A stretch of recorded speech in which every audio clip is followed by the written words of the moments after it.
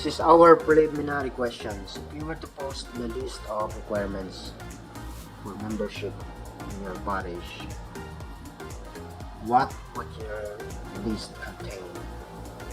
Supposing, assuming that you are the head of that particular parish in your town, wherever you are, unsa ka ang mga requirements para sa imong mga membro in order for them to be called the member of that parish. One requirement of the person to be incorporated a particular organization is ang imuhang pagsalig, the faith.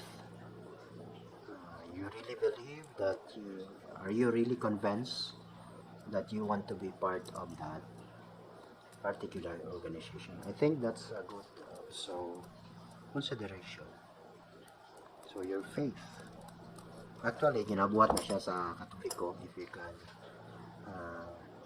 have the awareness in the Catholic faith, I mean in the Catholic Church, it is the faith that is required for the person para mahimo siyang membro. And in fact, you will be called officially as member of the Catholic Church by the virtue of your baptism. During the baptism, you receive that faith. That's it. You have that faith, and everyone in the church is called faithful person and people, bearing the same faith in the Lord Jesus Christ. Although we have to nourish it day to day, every day we have to strengthen our faith. Some are still young, some are struggling with their faith, some are still verifying their faith, but they have it inside in their hearts. They have this gift of faith. All they have to do in their day-to-day experiences, they have to nurture it every day through the help of the Lord Jesus Christ, and even through the help of other person na gihatag sa Ginoo para mahimo sila. That question is related to our topic for today.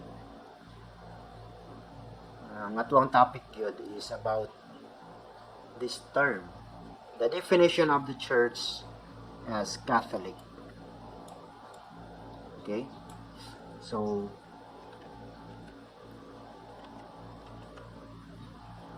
I think you are not, it is not new to you, this term, when you speak of the term the Catholic Church. And in this lesson, we will be knowing some of its important terms.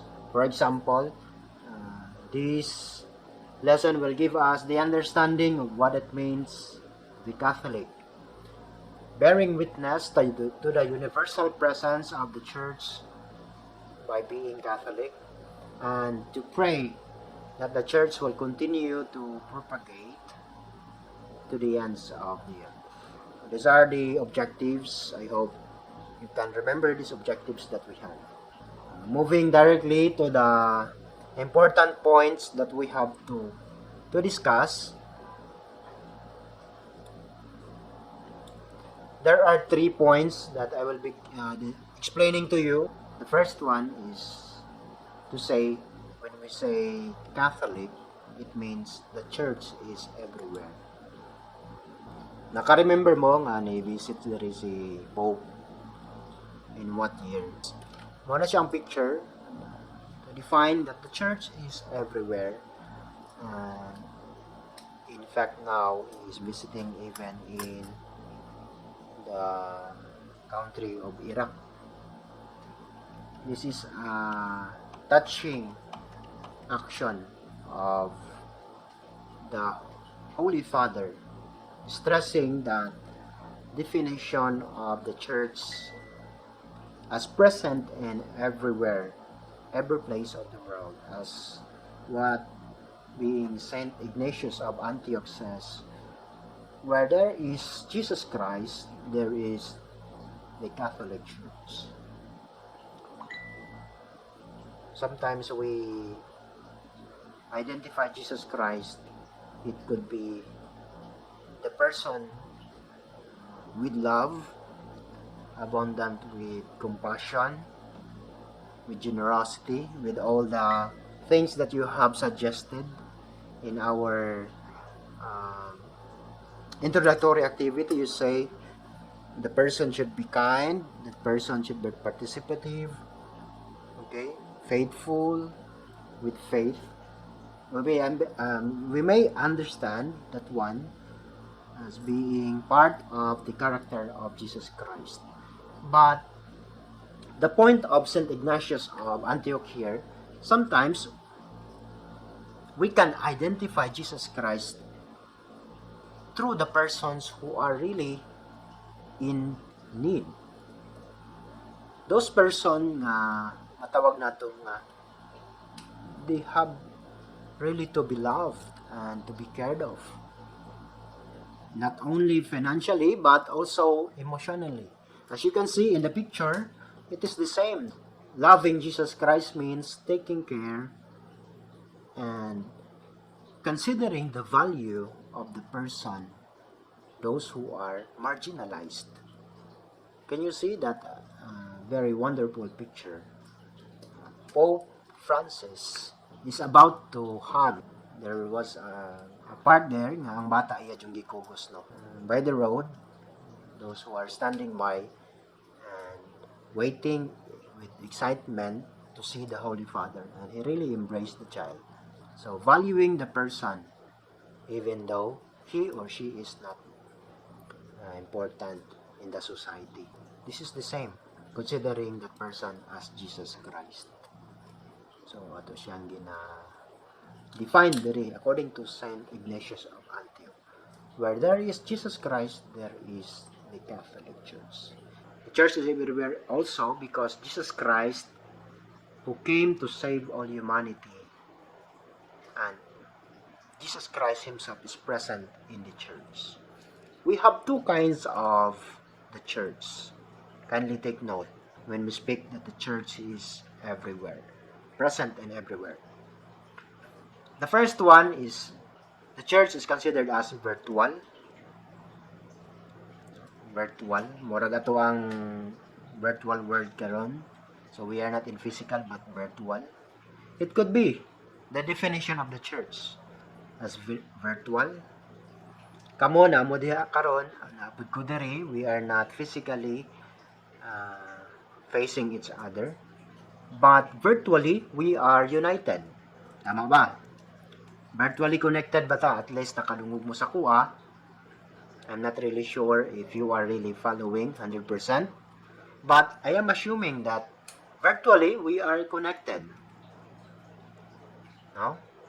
Each one of us are connected right now, virtually. So when we speak that the church is virtual, present virtually, it means there is that spiritual extension. Unsa man ang mga pamaagi sa spiritual extension? So prayer, no? Or your good intention for the person. Even he is not around, even he is not physically around. Even though he is distant. No? Kanang mga ginatawag na to nga LDR, no? Long distance relationship. Commonly, ato na siyang na-experience during this time of pandemic. We have to be socially distant to each other. Physically. But it doesn't mean nga we don't have to be connected. We have we have found another means to connect with each other, to continue communicating each other, even though we are having this barrier, physical barrier. It is the same in the idea of the church as present and everywhere. So, bisag na ako diri class sa litran, it is very possible that I will be praying those persons who are present in Africa. Matuo mo ana? Would you believe in that? Kinsa may naaykuan sa inyo ha? Parent nga nagtrabaho karon sa another country. They are not present physically. Pero makaingon ba ka nga dili ka connected sa ilaha? No, you cannot say that one.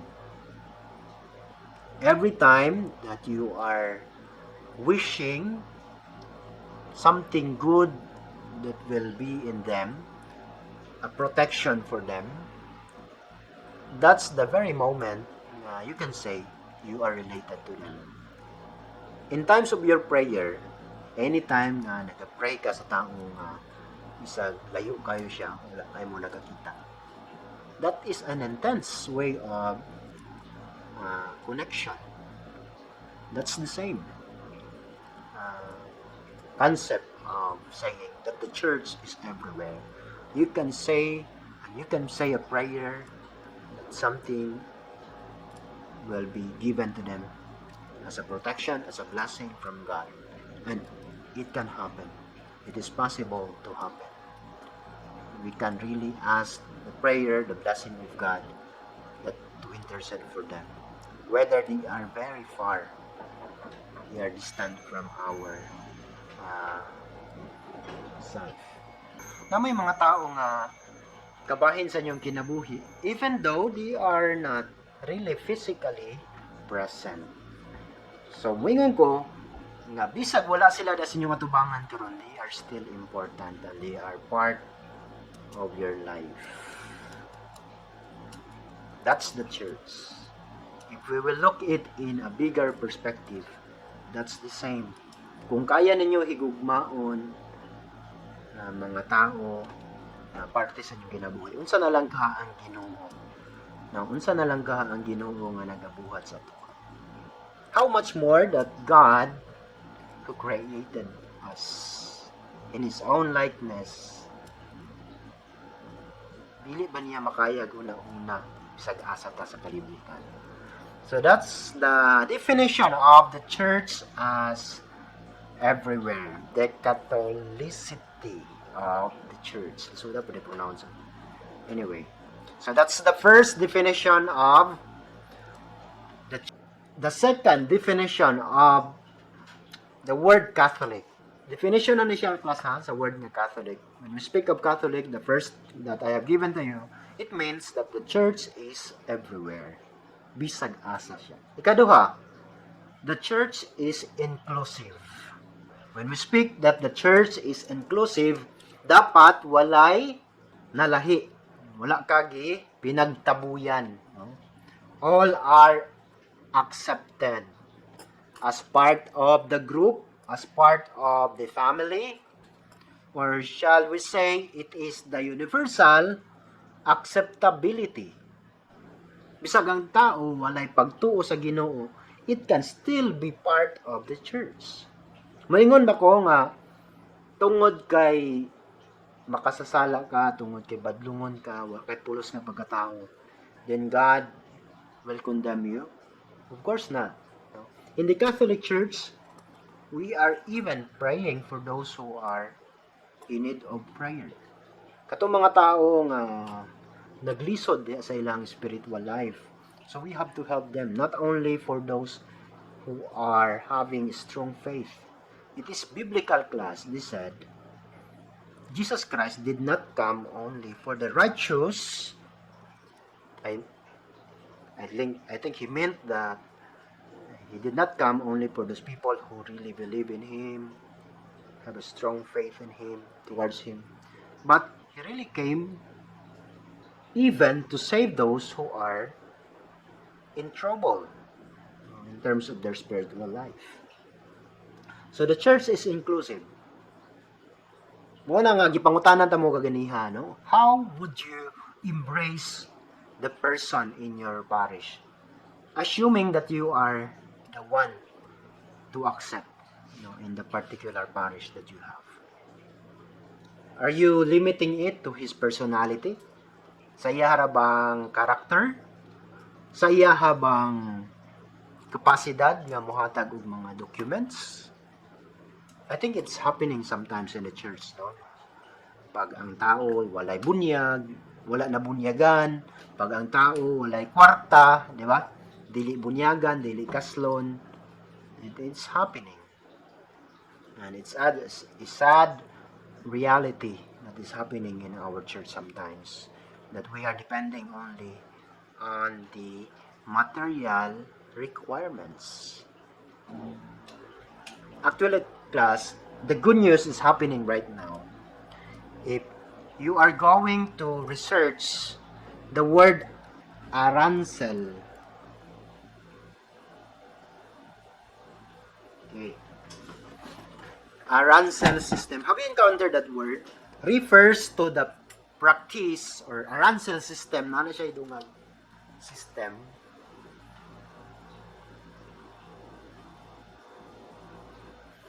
Okay. The arancel system refers to the practice of giving stipend to priest. Kabalo mag stipend, sweldo ba? No? To the priests for a specific church services and sacraments. I will repeat. The arancel system refers to the practice of giving stipends, or shall we say salary, or token to the priests for specific church services and sacraments. Sometimes, class, I will tell you, I hope you will not be scandalized. No? You will not be shocked. Sometimes, it really disturbs that what we call the membership of the person. Ang usa ka tao, dili na lang siya magpabunyag, dili na lang siya magpakasal, because he has that kind of intimidating condition na dili siya makahatag sa amount of money. Basag mingon siya magpakasal, dapat magbayad. Bilang magpakasal ron, bilang bayad sa pari. I don't know, because I'm not a parish priest. Kinsa may nakapakasal na sa inyo, ha? Wala pa. Naguna-una, kinsay naguna-una nga magpakasal. Pila ang bayad diya sa simbahan, di ba? Mahal, no? Tapos siya ordinary, napoy ginatawag nga special. So that is part of the arancel system na kung gigon sa inyo, ha? Karon, class, it is a new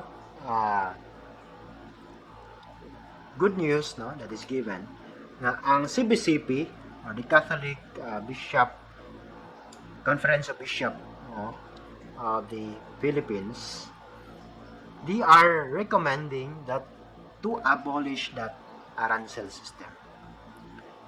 Wala na i-fix kana ganing magpamisa ka kalag sa imong lolo, o kinsa may nagapamisa ka kada Domingo. Atong yampo ang kalag ni Tarpulana. Ning mo ana, no, diya sa Old Cathedral. Di ba every mass madunggan ninyo nga naa joy mga dimension, special mention sa mga taong nangamatay na. Pero actually, class, na siya ay equivalent payment, no? Ginasulod na siya sa sobre. Oh, di ba? Nay pangalan dito. Pero bago ka allowed na nga mabasa imong pangalan sa misa, kabalo ba ka nga dapat ka muhatag og kwarta, equivalent ana nga sobre? O dito jud mismo sa sobre? Mo na siya. Sunod ang udad, sobre pa rin. Oh, di ba na dapat ang uban nga parokya, to tell you honestly, they are fixing the amount of that money. Di ba? Like 100, like 150, anana. Pero the new suggestion of the CBCP right now is to remove, mas maayo siguro. For me, I am favorable of that, no, nga mas importante nga deliberate ang usa ka tawo kung pila ang imong ihatag. Mas free, you're free to give kung pila ang imong gusto nga, dili gani nga nang fix gani. Because to fix something as a payment for the priests to give you the sacrament will just keep you far from the true essence of the church as inclusive. You get my point? No? That the church is for all. That the church is accepting everyone in the whatever condition she or he is. So, ana, magpamisa, ginatawag na to, ganing funeral mass. Pila man yun. Ama yung mangutana sa kuha. Father, magpabunyag ko. Pila ang bayad? There's no some, it should be removed in the orientation of every person, no? Nga naibayad ang sakramento. Sacraments should be put in the awareness of everyone as free. And it is a gift from God. So, na class, dapat this is the idea of the church as inclusive. I'm not saying that we don't have to give to the church. I'm not saying that. Do not quote me like that. Maybe you'll be misquoting me. But, depende sa inyo ha. No? It should be like this. Na depende sa tuwa kung pila ang atong ihatag. Siguro, mga hatag pa mo, mas dako. Mas maayo pa. No?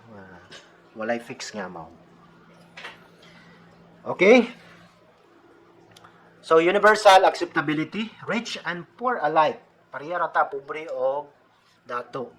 Professor bang ka o janitor, pareha rata. Highest leader or low-wage worker, no problem. You are part of the church. Taas man ka o putot, tambok o payat, tamtaman, you are part of the church. Because it is embracing all people all over the world. Kaya pangutana karon, how does it relates with the non-Catholic? Mangutana ko sa inyo ha, kahiluman kay mo. Kung naay non-Catholic, unsa man ang imuhang relations, unsa man imo pag-apply ana that the church is inclusive. Pananglitan giyas usa ka kapari. Magpari ba ka giyas? Dili wala. Example lang niya. For example, pare ka, nagmisa ka. Tagaan ba nimo siya hostiyas kay Muslim siya para matawag nato nga inclusive siya sa atuang simbahan? Yes or no? Yes, Father. Tagaan nimo siya? Sure ka? Yes. So ma-excommunicate ka ni Pope ana.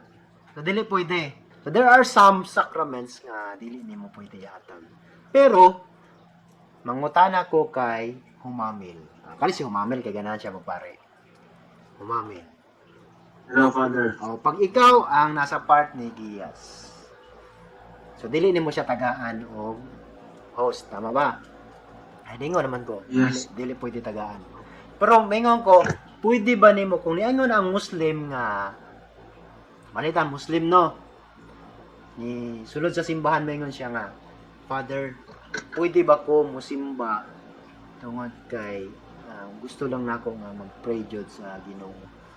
Apil lang ko diri maminaw ko sa imong mga words of wisdom gikan sa Bible. And in order for me to be enlightened also in my decisions in life.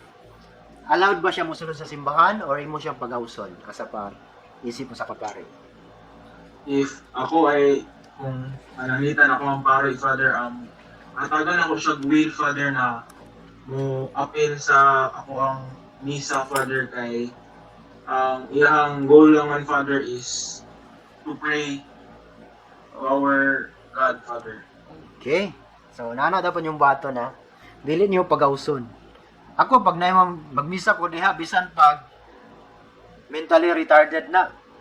Naka-experience ko na class no nga during my mass na-enjoy ka ng ginatawag na itong buwang-buwang yun, no? Sa tuwang term. Nagsayaw-sayaw gid siya class. Mura siya nagsayaw og budots during sa Holy. Santos ba? Santos. Ya, Bisaya man o niya. Kay ang nagtugtog class kay ang iyang rhythm gani kay pang barangay ba. So ang katong buwang-buwang ni sulod sa simbahan nagsayaw-sayaw po siya. Mura siya nagsayaw og budots. So, ang pangutana dito karon, ako ba siyang pag-awson? Kaya dili mabuto siya Katolik. akong gibuhat, ako na lang siyang gipasagdan, no? Pag gipasayaw na lang siya diya. Although disturbing gamay sa uban, especially sa uban nga nanimba, pero I don't have the right. Bisig wata kabalo nga that kind of dance is accepted by God, is listened by God. Who knows? Wata kabalo. Mas mao pa dito gipaminaw sa Ginoo kaysa ato ang pagampo. If he is really dancing that one from prayer, then why we should stop him doing that one? So gipasagdan lang namo siya. Actually gidala siya sa kaabag. Gidala siya sa kaabag sa daplin. Okay, dong diha lang kasayaw sa kilid ha kay istorbo kay ka sa tunga ang anang naay mag hatod og mga halad, no? So dito siya sa kilid dapit gipasayaw pero observable gyapon sa tanan nga sayaw siya. Mura gid siya gabudots class. Dili lang ako ma-describe no kung giunsa jud niya pagsayaw. Mura siya ga TikTok while I am singing the Santos.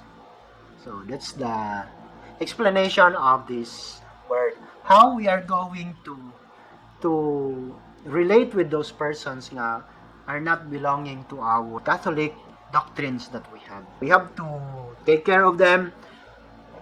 In a spiritual way, we have to be one with them. Or ginatawag nato nga ecumenism, no?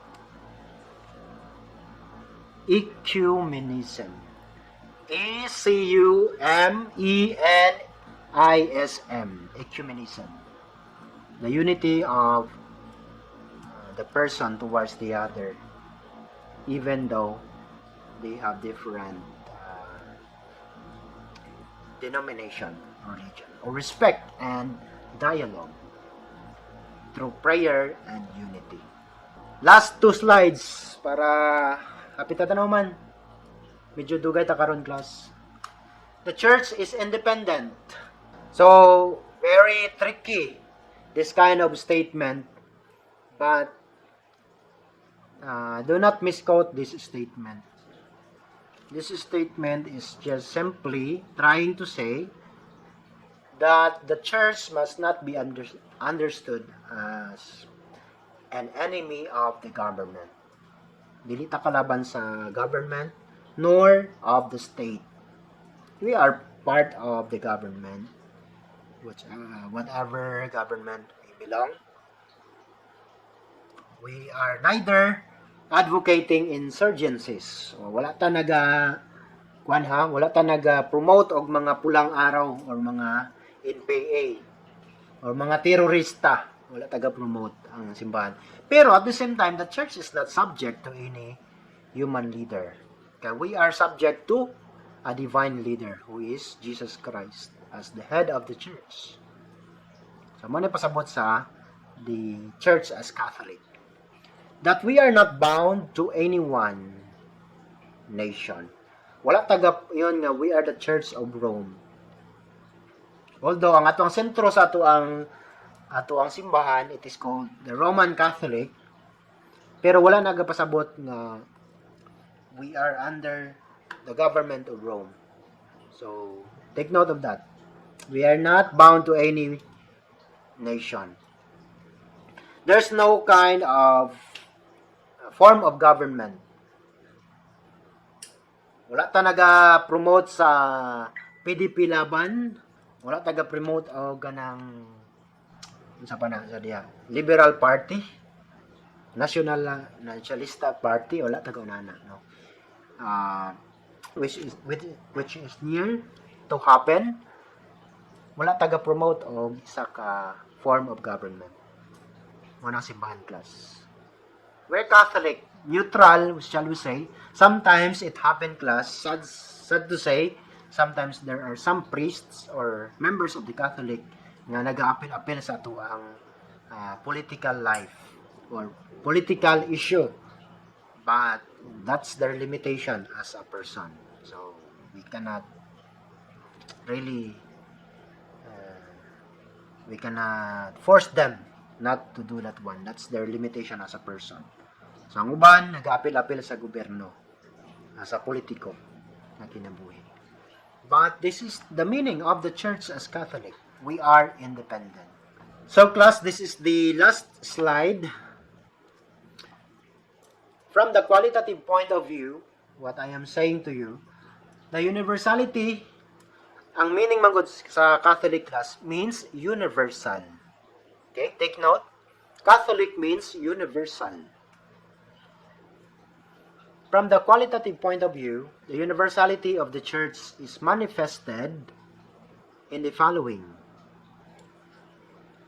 In her awareness of common destiny for all. Isa ra taog, we are in the same boat. No? We are riding in the same boat. Kauban ra tatanan. Ayaw gud pag-isolate sa imong kaugalingon. Ikaw ra may nag-isolate sa imong kaugalingon. We are friends, we are one family. So anana ginatawag. Ayaw pag inusara. So in her constant effort to carry out the mission, which is at the same time a right, in the universality of her doctrine, applying it to all men. Bali na siya class, wala na siya in all races and culture.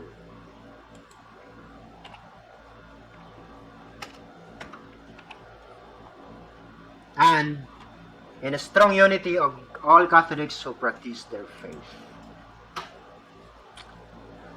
So, dapat maghiusa. I am inviting you to pray for the unity of all the Catholic members of the church, but at the same time, even those who are not members of the Catholic Church. Kaninga slide class, I am emphasizing that Pope Francis right now is in Iraq. And you know, for your attention, Iraq is not a Catholic country. Tama ba ko? Most of the people living in Iraq are Muslims. But how come? What in the world of Pope Francis that he decided to go in that place? Perhaps that's a new call for him. And that's a new possibility of really spreading and defining that the church is for all. The church is individual, and it is not limited only for us. It's not only limited for the people in Rome nor in the Philippines, but it's open for all the people who long and have this eagerness to welcome Jesus Christ as the master of their life.